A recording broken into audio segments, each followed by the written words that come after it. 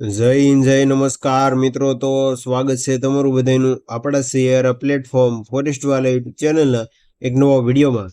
તો આજના વિડીયોમાં વાત કરશું કે ગુજરાત પોલીસ ભરતી બોર્ડ દ્વારા છે તે ટૂંક સમયમાં છે એટલે કે ફાઇનલ આન્સર કી જાહેર કરી દેવામાં આવશે અને 15 ઓગસ્ટ બાદ છે તે ડોક્યુમેન્ટ વેરિફિકેશન માટે છે તે ઉમેદવારોને બોલાવવામાં આવશે. એટલે કે જગ્યાના 2 ગણા ઉમેદવારોને છે તે ડોક્યુમેન્ટ વેરિફિકેશન માટે બોલાવવામાં આવશે અને આપણે આજના વિડીયોમાં જોવાનું છે કે ગુજરાત પોલીસ ડોક્યુમેન્ટ વેરિફિકેશન માટે ઉમેદવારો કયા કયા ડોક્યુમેન્ટ જોઈએ તેની સંપૂર્ણ માહિતી આપણે આજના વિડીયોમાં મેળવીશું. આપણી ચેનલ ફોરેસ્ટ વાલા યુટ્યુબ ચેનલ દ્વારા તમને પોલીસ ભરતીની તમામ માહિતી છે તે એકદમ સચોટ રીતે મળી રહેશે. તો જો ચેનલ પર ન હોય તો ચેનલને અત્યારે સબસ્ક્રાઇબ કરી લો.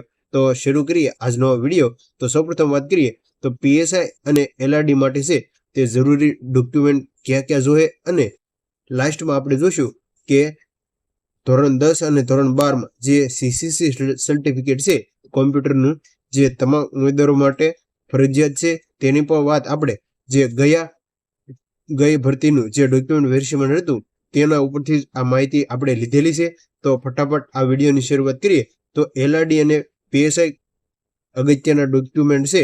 જે પણ ઉમેદવારોને એમ લાગતું હોય કે મારે સારા માર્ક છે તેવા તમામ ઉમેદવારો છે તે આ ડોક્યુમેન્ટ છે તે તૈયાર રાખવા અને ડોક્યુમેન્ટ વેરિફિકેશન માટે છે તે માહિતી મળતા મુજબ 15 ઓગસ્ટ બાદ છે તે ઉમેદવારોને બોલાવવામાં આવશે અને એલઆરડીની ફાઇનલ આન્સર કી છે તે એક સપ્તાહમાં છે તે જાહેર થઈ જશે. જે આપણે કાલે માહિતી મેળવી હતી નિર્જા ગોટરુ દ્વારા. તો વાત કરીએ તો પીએસઆઈ અને એલઆરડી માટે છે તે અગત્યના ડોક્યુમેન્ટ વેરિફિકેશન માટે છે તે સૌપ્રથમ તમારે કોલ લેટર એટલે કે ગ્રાઉન્ડ અને લેખિત જે પણ ઉમેદવારો ગ્રાઉન્ડ પાસ કર્યું તેનો કોલ લેટર લઈ જવાનો રહેશે અને સાથે લેખિત પરીક્ષાનો જે બંને કોલ લેટર છે જે તમારે સાથે લઈ જવાના રહેશે. ત્યાર પછી વાત કરીએ કે ધોરણ 10ની માર્કશીટ અને ધોરણ 12ની માર્કશીટ એટલે કે હાલ ઉમેદવારો જોઈ લેવું કે બંને માર્કશીટમાં છે તે નામ સરખા છે અને ખાસ ધોરણ 12ની માર્કશીટ છે તે વધારે તેના ઉપર જ આ ભરતી આવેલી છે. ત્યાર પછી વાત કરીએ તો એલસી ધોરણ 12નું એટલે કે જે એલસી સર્ટિફિકેટ આપણે નિશાળ ચોયડાનું જે મળતું હોય તે પણ ફરજિયાત લઈ જ જવાનું છે. ઓરિજિનલ સાથે લઈ જવાના છે આ તમામ ડોક્યુમેન્ટ અને તેની ઝેરોક્સ પણ તમારા સાથે લઈ જવાની છે. ત્યાર પછી વાત કરીએ તો આઈડી માટે તમારે આધાર કાર્ડ છે, પાન કાર્ડ, વોટર કાર્ડ અને ડ્રાઇવિંગ લાયસન્સ જેવો વગેરે છે તે ડોક્યુમેન્ટ જો હોય તો તમારે લઈ જવાના. બાકી આધાર કાર્ડ, પાન કાર્ડ જે તમારે ફરજિયાત છે તે સાથે લઈ જવાના જ રહેશે. ત્યાર પછી વાત કરીએ તો તાજેતરના ફોટા એટલે કે ખાસ યાદ રાખવું બની શકે કે જો તમે ઓનલાઈન ફોર્મ ભર્યું તે જ ફોટા તમારી પાસે હોય તો તે જ છે તે વધારે સારું રહેશે અને જો ન હોય તો જ તમારે છે તે નવો ફોટાનો સેટ છે તે સાથે લઈ જવાનો. જે એક સેટ જ તમારે લઈ જવાનો રહેશે. ત્યાર પછી પાન કાર્ડ છે તે ફરજિયાત અને ત્યાર પછી જાતિનો દાખલો જે એસસી અને એસટી ઉમેદવારો જે લાગુ પડતો હોય તેના માટે છે, બધા માટે ના હોય. ત્યાર પછી વાત કરીએ કે નોન ક્રિમિનલ સર્ટિફિકેટ જે ઉમેદવારોને લાગુ પડતું હોય તેવા તમામ ઉમેદવારોએ નોન સર્ટિફિકેટ છે તે કઢાવવાનું રહેશે. ત્યાર પછી ઈડબ્લ્યુએસ સર્ટિફિકેટ જો લાગુ પડતું હોય તો જ તમારે છે તે કઢાવવાનું રહેશે અને સીસીસી સર્ટિફિકેટ જે સીસીસીનું જે સર્ટિફિકેટ કોમ્પ્યુટરનું જે હોય તે પણ તમારે છે તે ફરજિયાત છે. તો હવે વાત કરીએ કે ઘણા ઉમેદવારો છે તે પૂછી રહ્યા હોય કે સીસીસી સર્ટિફિકેટ ફરજિયાત છે. તો હા, સીસીસી સર્ટિફિકેટ છે તે ફરજિયાત છે. ગઈ કોન્સ્ટેબલ ભરતી વખતે પણ છે તે સીસીસી સર્ટિફિકેટ છે તે જ્યારે પણ ડોક્યુમેન્ટ વેરિફિકેશન કરવામાં આવ્યું ત્યારે મંગાવવામાં આવ્યું હતું અને જો ન હોય તો પણ તમારે ધોરણ 10 અથવા જે તમે કોલેજ પાસ કરી ત્યારે જો તમારે વિષય હોય તો તે ચાલી જશે. જે તમામ ઉમેદવારોએ ખાસ યાદ રાખવું. એટલે કે ત્યાર પછી વિગતવાર જે બીજી ચર્ચા છે તે કરીએ કે પીએસઆઈ અને એલઆરડીના ઘણા ઉમેદવારો છે સીસીસી માટે પ્રશ્ન છે કે તે ફરજિયાત હોય જોઈશે કે કેમ. તો તમામ ઉમેદવારોને કહી શકાય કે આ સીસીસી ડોક્યુમેન્ટ વેરિફિકેશન માટે ફરજિયાત હોય છે, પણ જો તમારે ધોરણ 10 અથવા 12મા ધોરણમાં કોમ્પ્યુટર વિષય હોય તો તમારે જરૂર નથી. એટલે કે તમામ ઉમેદવારોએ ખાસ ધ્યાન રાખવું. જે પણ ઉમેદવારો ડોક્યુમેન્ટ વેરિફિકેશન માટે એટલે કે જગ્યાના 2 ગણા ઉમેદવારોને બોલાવવામાં આવશે ત્યારે તમારે સીસીસી સર્ટિફિકેટ જો તમારી પાસે અલગથી ના હોય તો તમારે ધોરણ 10 અથવા 12માં જો કોમ્પ્યુટર વિષય હોય તો તે ચાલી જશે. જે તમામ ઉમેદવારોએ ખાસ ધ્યાન રાખવું.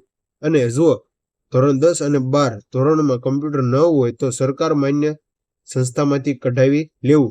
એટલે કે જો તમારી પાસે હાલ ધોરણ 10 અને 12માં જો કમ્પ્યુટર વિષય ન હોય તો તમારે સરકાર માન્ય સંસ્થામાંથી કોઈ પણ સીસીસી નું સર્ટિફિકેટ છે તે કઢાવવાનું રહેશે. અને ડોક્યુમેન્ટ વેરિફિકેશન માટે છે તે ત્યારે ફરજિયાત છે તે તમારે જમા કરાવવાનું હોય છે.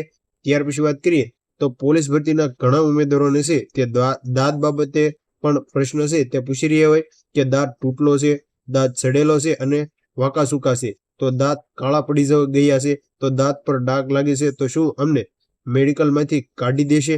તો તમામ ઉમેદવારો ખાસ રાખવું કે વાત કરી કે પોલીસ ભરતીના દાંત બાબતે પ્રશ્ન છે કે દાંત તૂટેલા, દાંત સડેલા અને વાંકા સૂકી હોય તો શું ભરતી બોર્ડ દ્વારા છે તે મેડિકલમાં કોઈ પ્રોબ્લેમ આવે છે?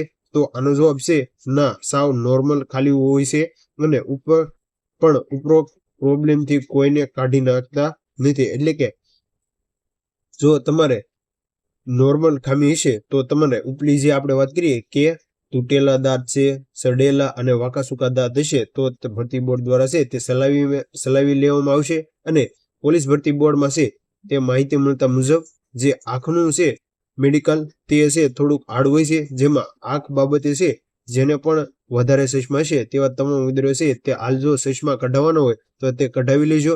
તેનો પણ આપણે વિડીયો છે તે અલગથી બનાવી દઈશું. તો બાકી તો તમે જોઈ શકો છો કે જે પણ ઉમેદવારોને ડોક્યુમેન્ટ વેરિફિકેશન માટે જવાના છે તેવા તમામ ઉમેદવારોએ ફરજિયાત છે તે આપણે ફરીદાણ એકવાર જોઈ લે તો સૌપ્રથમ તમારે કોલ લેટર લઈ જવાનો રહેશે.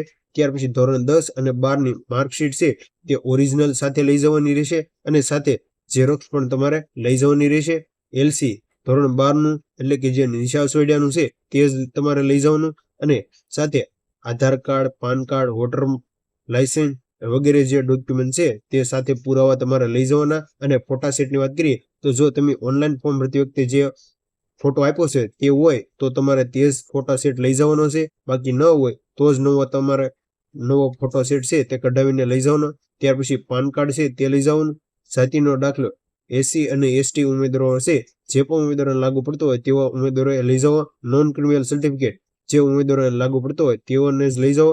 ત્યાર પછી EWS સર્ટિફિકેટ જો લાગુ પડતું હોય તો છે તે ફરજિયાત છે. અને સીસીસી સર્ટિફિકેટ જે આપણે આગળ વાત કરીએ કે જો તમારે ધોરણ 10 અને 12માં જો કોમ્પ્યુટર બેઝ વિષય હોય તો તમારે છે તે અલગથી સર્ટિફિકેટ કઢાવવાનું નથી રહેતું. અને જે પણ ઉમેદવારો પાસે જો ભરતી ડોક્યુમેન્ટ વેરિફિકેશન માટે ન હોય તો ભરતી બોર્ડને રિક્વેસ્ટ કરો કે જો તમારી પાસે સર્ટિફિકેટ ન હોય તો તમને ફાઇનલ ઓર્ડરમાંથી છે તે બહાર નહીં કરી દેવામાં આવે, તમને સમય આપવામાં આવશે. જે પણ તમારે ખાસ યાદ રાખવું અને ટૂંક સમયમાં પછી તમારે છે તે ભરતી બોર્ડમાં સીસીસી સર્ટિફિકેટ છે તે જમા કરાવવાનું રહેશે. તો જો આજના વિડીયોની માહિતી સારી લાગી હોય તો તમારા મિત્રોને શેર કરજો. તો મળીએ એક નવા ઉપયોગી વિડીયો સાથે, ત્યાં સુધી બને રહેજો. Thank you for watching video. અને કોમેન્ટમાં જણાવજો કે આગળનો વિડીયો કેના માટે જોતો.